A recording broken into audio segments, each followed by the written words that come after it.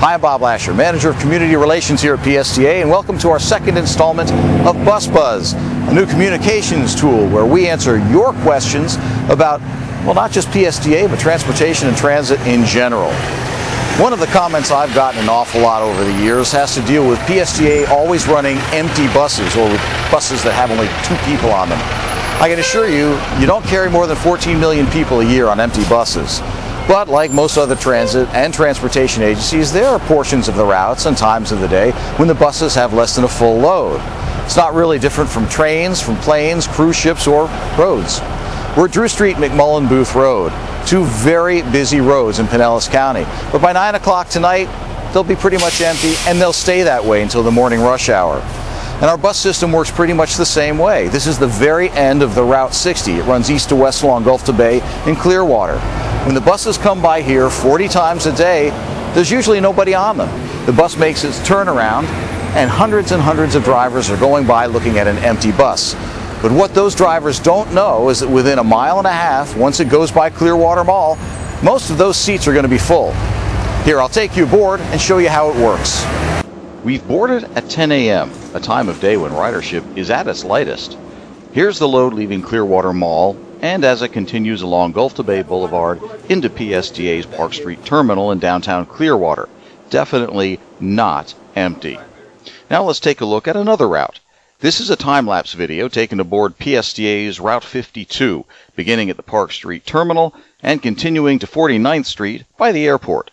The bus was nearly empty when it started, but look now as it approaches the halfway point of its run.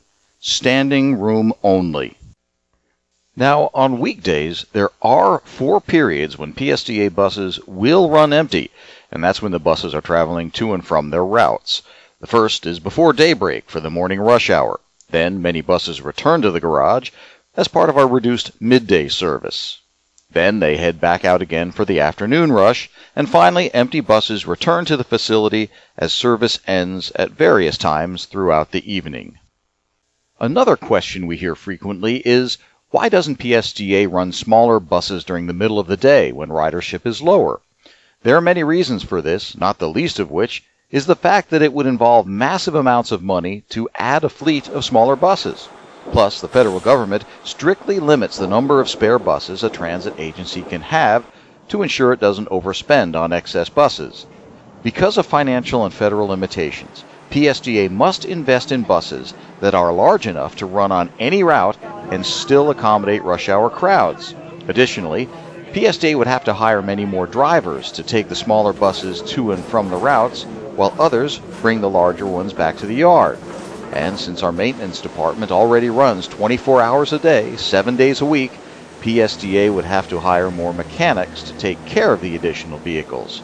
Bottom line, running smaller buses at midday would involve massive increases in PSTA's capital and operational budgets, which we don't have, and it would put the agency in violation of federal regulations. So next time you see a bus that's empty, please don't assume that no one rides. Far from it. In fact, for Pinellas County's population, PSTA is a very undersized transit agency. Yet in 2012, we provided more than 14 million rides. That's pretty impressive when you consider that we only run about 150 buses during weekday rush hour. Thanks for watching this edition of Bus Buzz. If you have a question or an issue you'd like us to address, drop us a line.